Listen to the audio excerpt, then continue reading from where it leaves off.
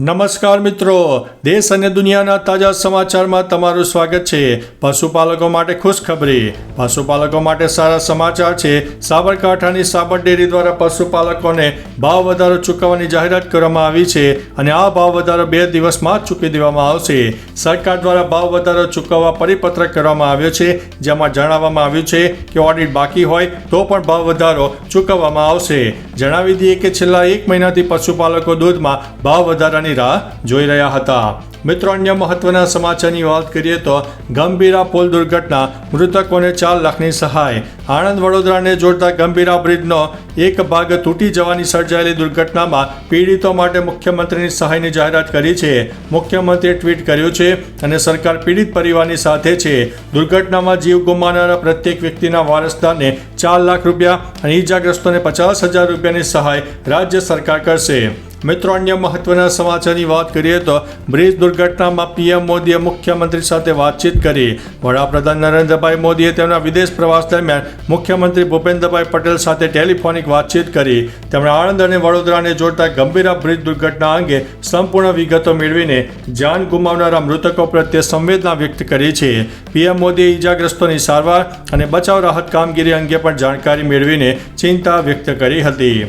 મિત્રો, અન્ય મહત્વના સમાચારની વાત કરીએ તો ગંભીરા પુલ તૂટ્યા બાદ વૈકલ્પિક રૂટ જાહેર કરાયો છે।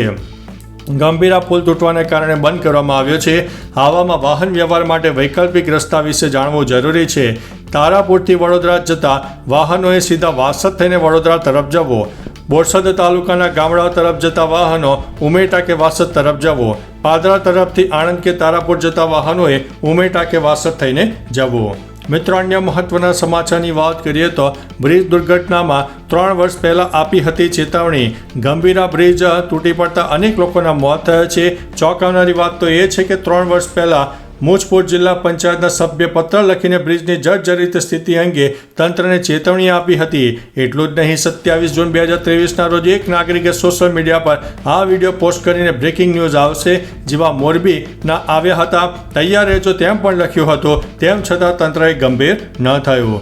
મિત્રો, અન્ય મહત્વના સમાચારની વાત કરીએ તો સલમાન ખાન લગ્ન ક્યારે કરશે, આપ્યો સંકેત। યુઝર્સ સલમાન ખાનની એક પોસ્ટને અભિનેતાના લગ્ન સાથે જોડી રહ્યા છે। ખરેખર સલમાને તેની બહેન અલવીરાના પતિ અતુલ અગ્નિહોત્રીને તેના જન્મદિવસ ઉપર શુભેચ્છા પાઠવી। કેપ્શનમાં લખ્યું હતું કે પ્રિય બનેવી, તમને જન્મદિવસની શુભકામનાઓ। મારી બહેનની કાળજી રાખવા બદલ આભાર। તમે શ્રેષ્ઠ પિતા અને પતિ છો। એક દિવસ હું પણ તમારા જેવો માણસ બનીશ। એક યુઝર્સે લખ્યું કે શું સલમાન ખાન લગ્ન કરવા જઈ રહ્યા છે। મિત્રો, અન્ય મહત્વના સમાચારની વાત કરીએ તો રાજ્યના 126 તાલુકામાં મેઘમહેર। રાજ્યમાં છેલ્લા ઘણા દિવસો બાદ ભારે વરસાદથી રાહત મળી છે। 126 તાલુકામાં સામાન્ય વરસાદ નોંધાયો છે। આ સાથે કુકરમુંડા અને નિઝર તાલુકામાં 2.5 ઇંચ વરસાદ નોંધાયો। અરબ સાગરમાં કરંટ અને વરસાદી સિસ્ટમના કારણે ભારે વરસાદની આગાહી આપવામાં આવી હતી। વરસાદમાં ઘટાડો થવાને કારણે રોડના પાણી ઉતરતા લોકોને આંશિક રાહત મળી છે। મિત્રો, અન્ય મહત્વના સમાચારની વાત કરીએ તો ફાઇટર જેટ ક્રેશના સમાચાર સામે આવ્યા છે। રાજસ્થાનના ચૂરુ જિલ્લામાં રતનગઢ પાસે ફાઇટર જેટ ક્રેશ થયાની આશંકા છે। ઘટના સ્થળે ફાઇટર જેટ જેવો કાટમાળ વેરવિખેર જોવા મળ્યો છે। રાજલ દેસર પોલીસ ઘટના સ્થળે રવાના થઈ ગઈ હતી, જોકે પોલીસે હજુ સુધી આ ઘટનાની સત્તાવાર પુષ્ટિ કરી નહોતી। વધુ વિગતો માટે રાહ જોવાઈ રહી છે। મિત્રો, અન્ય મહત્વના સમાચારની વાત કરીએ તો અમદાવાદ રિવરફ્રન્ટ ક્રૂઝ સેવા પણ સંકટમાં, કરોડોનું નુકસાન। ગુજરાત સરકાર દ્વારા ક્રૂઝ ટુરિઝમને પ્રોત્સાહન આપવાની વાતો થઈ રહી છે, ત્યારે અમદાવાદ રિવરફ્રન્ટ ઉપર મોટા ઉપાડે શરૂ કરાયેલી ક્રૂઝ સેવા છેલ્લા 2.5 મહિનાથી બંધ છે। સાબરમતી નદીમાં કાંપ જમા થવાથી ઊંડાઈ ઘટી છે, જેના કારણે ક્રૂઝ ચાલી શકતું નથી। મ્યુનિસિપલ કોર્પોરેશનની બેદારી નીતિને કારણે ક્રૂઝ સંચાલકોને 3.5 કરોડનું નુકસાન થયું છે।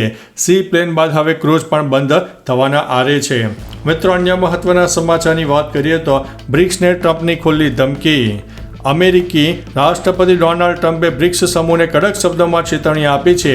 ડોનાલ્ડ ટ્રમ્પ દ્વારા ફાર્માસ્યુટિકલ કંપની પરનો ટેરિફ 200% સુધી વધી શકે છે, તો દવાઓ પર 200% અને તાંબા પર 50% ટેરિફ લાગુ કરવાની ધમકી આપવામાં આવી છે। નવા ટેરિફ લાગુ કરવાની સમયસીમા 1 ઓગસ્ટ છે। આ સમય મર્યાદાને કોઈ પણ સંજોગોમાં વધારાશે નહીં। મિત્રો, અન્ય મહત્વના સમાચારની વાત કરીએ તો નામીબિયા આપણો ખાસ મિત્ર છે તેવું મોદીએ જણાવ્યું છે. નામીબિયા પહોંચતા પીએમ મોદીએ કહ્યું કે નામીબિયા આફ્રિકામાં ભારતનો એક વિશ્વસનીય સાથીદાર છે જેની સાથે ભારત દ્વિપક્ષીય સહયોગ કરવા માગે છે. અહીં નામીબિયાના આંતરરાષ્ટ્રીય સંબંધો અને વેપાર મંત્રી સેલ્મા આસીપાલાના નેતૃત્વમાં એરપોર્ટ ઉપર પીએમ મોદીનું પરંપરાગત સ્વાગત કરવામાં આવ્યું. અહીં પીએમ મોદી સાંસદને સંબોધિત કરશે અને નામીબિયાના સ્થાપક અને પ્રથમ રાષ્ટ્રપતિ ડોક્ટર સેમ નુનેજાને શ્રદ્ધાંજલિ પણ અર્પણ કરવાના હતા. મિત્રો, અન્ય મહત્વના સમાચારની વાત કરીએ તો પેચવર્ક કરતા એન્જિનિયરને ટેન્કરે પાડી દીધો. પાલનપુર હાઈવે ઉપર આવેલા ગઠામણ પાટિયા પાસે ભયાનક અકસ્માત સર્જાયો, જેમાં બનાસ ડેરીના દૂધના ટેન્કર દ્વારા એક ઇજનેરને અડફેટે લેતા તેનું મોત થયું છે. મૃતક ઇજનેર જીનેશ નીતિનભાઈ જોશી બિજેશ્વર કોલોનીમાં રહે છે અને RSN બી વિભાગમાં ઇજનેર તરીકે ફરજ બજાવે છે. આ ઘટના બાદ માર્ગ ઉપર તંગદિલીનું વાતાવરણ સર્જાઈ ગયું હતું. મિત્રો, અન્ય મહત્વના સમાચારની વાત કરીએ તો પુલ દુર્ઘટનામાં કેન્દ્ર સરકારે પણ સહાય જાહેર કરી છે. કેન્દ્ર સરકાર દ્વારા ગંભીર બ્રિજ દુર્ઘટનામાં મૃતકો અને ઘાયલોને સહાય આપવાની જાહેરાત કરવામાં આવી છે. આ મુજબ કેન્દ્ર મૃતકના પરિવારને 2 લાખ રૂપિયાની સહાય આપશે, જ્યારે દુર્ઘટનામાં ઘાયલ થયેલા લોકોને 50,000ની સહાય આપશે. પ્રધાનમંત્રી રાષ્ટ્રીય રાહત ભંડોળમાંથી આ સહાયની ચૂકવણી કરવામાં આવનાર છે. મિત્રો, અન્ય મહત્વના સમાચારની વાત કરીએ તો બ્રિજ દુર્ઘટનામાં રાહુલ ગાંધીએ શોક વ્યક્ત કર્યો છે. મહીસાગર નદી પરનો 45 વર્ષ જૂનો ગંભીરા બ્રિજ પડી જવાથી 9 લોકોના મોત થયા છે. આ મામલે રાહુલ ગાંધીએ શોક પણ વ્યક્ત કર્યો છે.